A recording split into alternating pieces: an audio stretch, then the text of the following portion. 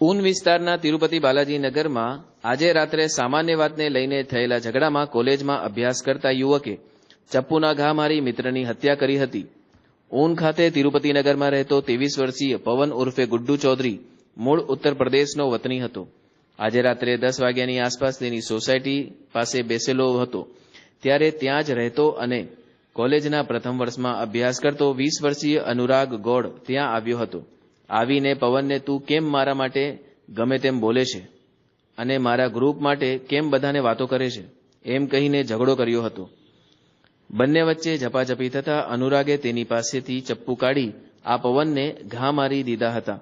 પવનને તાત્કાલિક હોસ્પિટલમાં ખસેડાયો હતો. જોકે ત્યાં સુધી તેનું મોત નીપજ્યું હતું. ભેસ્તાન પોલીસે આ અંગે હત્યાનો ગુનો નોંધી આરોપી अनुरागनी धरपकड़ करी વધારે તપાસ હાથ ધરી છે. आपका नाम? विजय रामदीन चौधरी। मेरा भाई का नाम गुड्डू रामदीन चौधरी। क्या हुआ था, किस तरह से झगड़ा हुआ?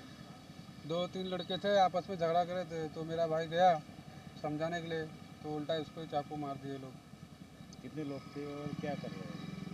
वो लोग उधर नीचे झगड़ रहे थे, तो मेरा भाई भी देख रहा था कि फिर समझाने गया तो फिर इसको मार दिया उल्टा।